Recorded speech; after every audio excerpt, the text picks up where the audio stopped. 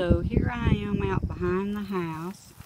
I'm picking dewberries. Dewberries are the berries that get ripe just before blackberries do. And they grow, unlike blackberries that grow up on a bush or a vine that's higher off the ground. Dewberries grow on a vine that's just right on the ground. And they are the sweetest by far of any berries that I know of.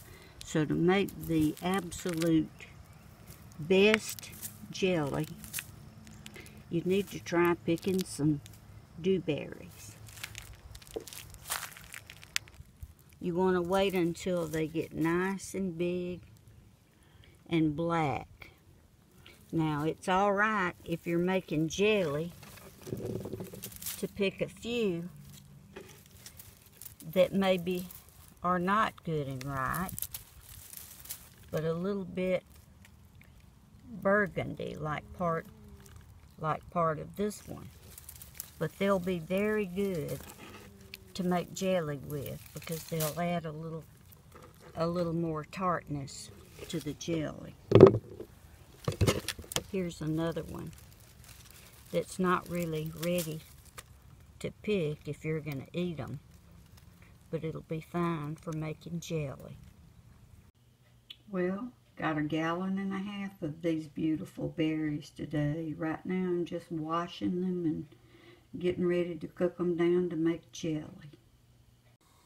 So this morning, first thing, I took the dewberries that I picked yesterday and I put them in a big pot and boiled them down. I boiled them for approximately 1 hour. And now I'm taking those boiled berries and I'm pouring them through what I use as a colander and either a cheesecloth, or I use a pillowcase that's never been used for anything else. And I strain them to get the juice. Then I take the juice and I pour it into jars, measuring it for what I need for a batch of dewberry jelly, which is 3.5 cups of juice. And I pour that into jars. So now I'm measuring the juice and pouring it into jars. And I'm using the measuring cups that I'll be using when I measure these to make jelly, so that I have got the accurate formula, so to speak, when I start to make the jelly. So I'm putting 3.5 cups into each jar. And I'm going to store these jars in the refrigerator for now because I'm making jelly later this week.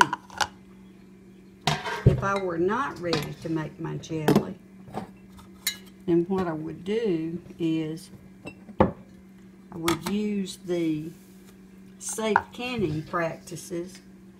I would have the juice hot, the jars and the lids all boiling hot and sterilized, and I would pour the juice in, and that way they'll be canned and I could keep them up to 2 or 3 years until I wanted to make dewberry jelly. But for now, since I'm going to be making the jelly soon, I'll just go ahead and store these in the refrigerator. As you can see, yesterday's berry picking expedition has resulted in enough juice to make 6 batches of dewberry jelly. Or, in our case, it's going to be 5 batches of dewberry jelly and 1 dewberry cobbler.